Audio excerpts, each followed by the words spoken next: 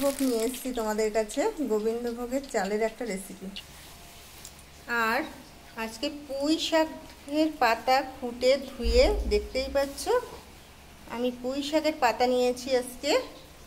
দেখো পুঁই শাকের পাতাগুলো বড়, আমাদেরই নিজস্ব গাছ, বৃষ্টি পড়ছে বলে তোমাদের দেখায়নি, ছাতা নিয়ে আসলাম।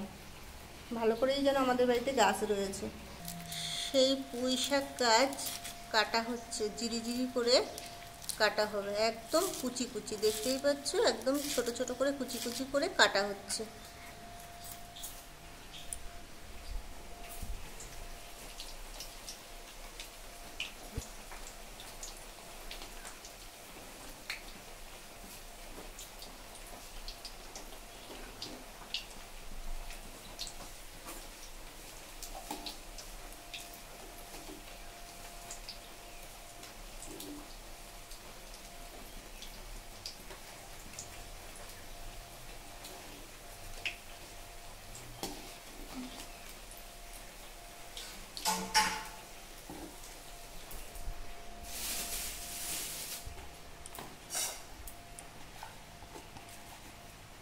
লবণটা দিলাম না, আর একটু লাগবে।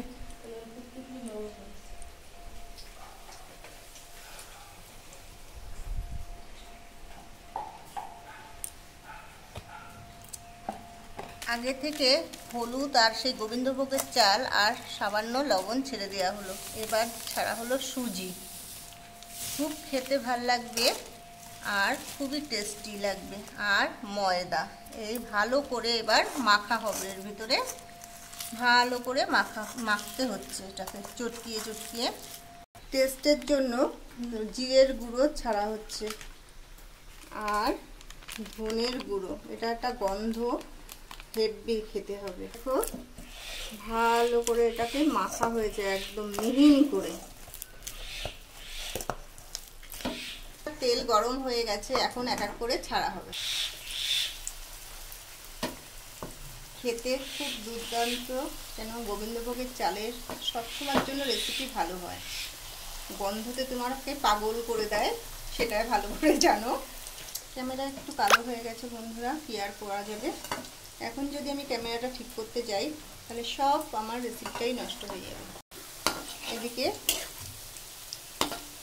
নেড়ে দেওয়া হচ্ছে একটা একটা করে, দেখো উল্টিয়ে দেওয়া হচ্ছে। আমার হয়ে যাওয়ার পালা, কিন্তু তোমরা এটা গরম ভাত দিয়ে লেবু দিয়ে খাবে, হেভি টেস্ট লাগবে। কাঁচা লঙ্কা পুরো দেখো লাল হয়ে গেছে সেই বড়া।